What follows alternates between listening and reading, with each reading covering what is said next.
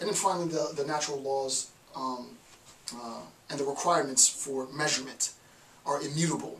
And the example that she gives, and they're absolute, the example she gives, she doesn't say it in these terms, but this is basically what she's saying.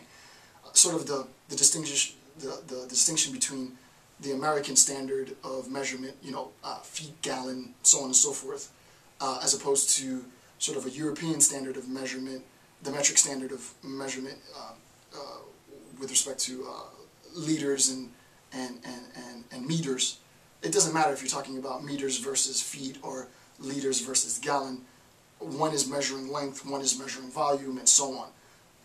It doesn't matter what the words are. The fact that the measurement is what we're interested in, right? And that's what she's talking about with respect to the requirements for measurement. So that measurement is an absolute. The measurement of length is an absolute. How you go about measuring it is up to you. What you end up calling that measurement is up to you. But the fact that length is a unit, and we can identify, and that's important, right? I don't want you to look over units in the technical sense, right? This foot and this foot and this foot, where at least two components are identified, right? Then I can talk about, 2 feet, 3 feet. I can switch that to meters. I can switch that to miles. I can talk about light years. I can talk about the infinite, right? That's how we get there. Next quote that she says, and this is absolutely essential, the purpose of measurement is to expand the range of man's consciousness. The purpose of measurement is to expand the range of man's consciousness of his knowledge beyond the perceptual level. There's a ton of people that I don't think understand Rand, right? The fact that people would think that Rand is in no sense describing things which are imperceivable, she's not interested in that, is completely false. It's categorically false. The emphasis of her epistemology is obviously objective. It's identified within the world. But there is a ton of room in Rand to discuss the imperceivable, the possible but not the possible but not yet actualized. All of this is in Rand. It is in Rand, right? I'm going to read her quote again as proof. The purpose of measurement is to expand the range of consciousness, of knowledge, beyond the perceptual level. We can get beyond the perceptual level. How do we do it? By beginning with me. So, first point, thus, the infinite is a mathematical, this idea of the infinite, right? And I want to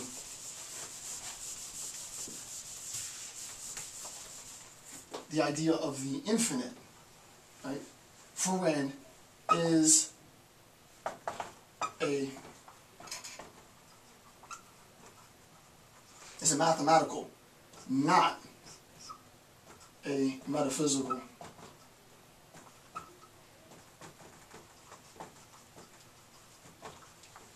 The infinite is a mathematical reality, not a metaphysical reality.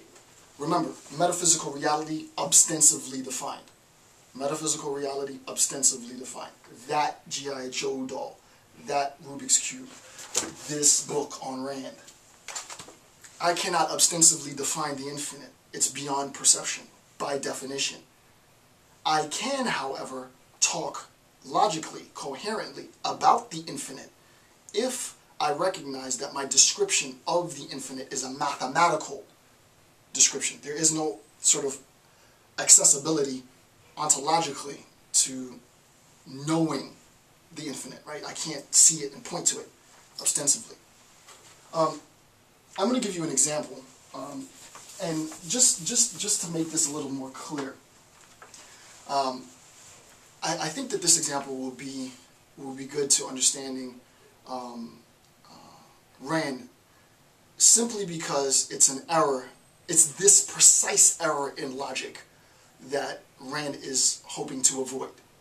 And philosophers make this error continually. So Anselm is a theologian. And Anselm creates what's known as Anselm's ontological argument. Anselm's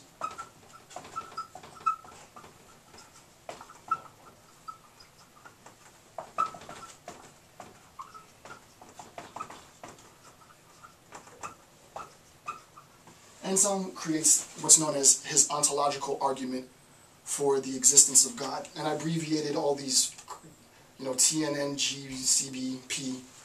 Basically, what he says, and that acronym, which is a horrible acronym, stands for that which none greater can be perceived, right? He says, Anselm creates this argument, and he's trying to persuade the atheist, the person without faith. And he says, hey, I'm a theist, you're an atheist, I'm going to prove to you that God exists. And the atheist is like, sure, let me hear your argument. And this argument is very persuasive, right? He says, let's forget about the discussion of God. Don't even worry about discussion of God. Let's just talk about concepts. Remember, this whole thing in Rand that we're trying to discuss is concept formation, conceptualization. Let's just talk about concepts. And the atheist says, now we're talking. Let's talk about concepts. So Anselm says, can you think of the concept, that which none greater can be perceived? Can you think of the greatest, basically that just means, can you think of the greatest possible concept? And the atheist thinks for a minute and says, yeah, sure, I can think of the greatest possible concept, sure. There is the thing which, it's impossible for me to conceive of something which is greater than that. Though it's not being said, the greatest possible concept that I can personally perceive, maybe you can perceive different, and actually there are different interpretations to this, would be infinite. I'm not going to get into it because just for those eggheads that know about this, there are varying degrees of infinity, right? So you can talk about sort of the set of varying infinites, right? The infinity between whole integers is, in a sense, a smaller infinity, if that makes sense, than the infinity between fractions, right? So I'm not going to get into that, but there are, we'll just talk about the infinite, keep it simple. So the infinite is a pretty amazing concept, right? He doesn't say that, but I'm just trying to give you an example. That which none greater can be perceived, the greatest possible conception. Okay, I have that idea in my head. Well, then Anselm says, well, but that doesn't make any sense, right? Because there would be a greater possible conception. And the atheist says, well, what would that be? And Anselm says, that which exists both as a concept in your mind, but also in reality, right? If it exists in reality, then obviously it's a greater concept, right? Because it has existence both in the conceptual realm, but also in the real world. Therefore, the idea that that which is the greatest possible conception only existing in your mind is less real, right? Has less power. I don't know how else to put it. Less conceptual, less ontological significance than something which exists both in your mind and in reality. And he thinks the atheist goes, wow, I can't believe that.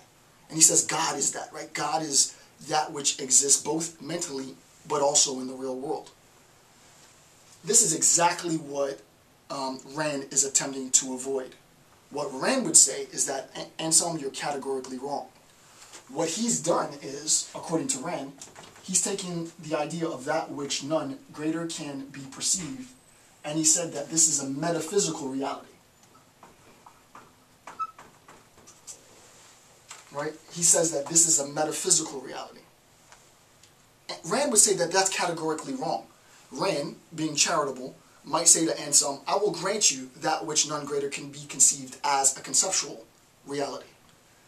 I'll even grant you that which none greater can be conceived as a mathematical reality, right? So Rand would say that this could be mathematical, but it could not be metaphysical. If you want to say that this is mathematically the infinite, Rand would say absolutely. If you want to say that this exists in reality, it's impossible. Why? Because it defies perceptual ability. It transcends our perceptual ability. The infinite doesn't exist as that which can be ostensibly defined. We extrapolate from the I to the infinite. We don't identify the infinite. That's what she's saying. So Rand would argue against Anselm's ontological argument for the existence of God by saying that there is no metaphysical reality to the infinite. There is a mathematical reality to the infinite, but that mathematical reality is only justified insofar as we begin with 1 foot, 2 feet, 3 feet, 4 feet, extrapolate, not the other way around. Okay, so that's what Rand is attempting to do, right? She's attempting to demonstrate that what we need to do as philosophers, what we need to do as rationally minded people, is not necessarily to deny the infinite. The infinite exists. Rand would say that the infinite exists mathematically. It does not exist metaphysically. And obviously her denial of anything religious, right? She's hardened atheist in this stance, right? Her account takes into account the infinite, but it doesn't give metaphysical reality to the infinite. Only mathematical reality to the infinite. Okay,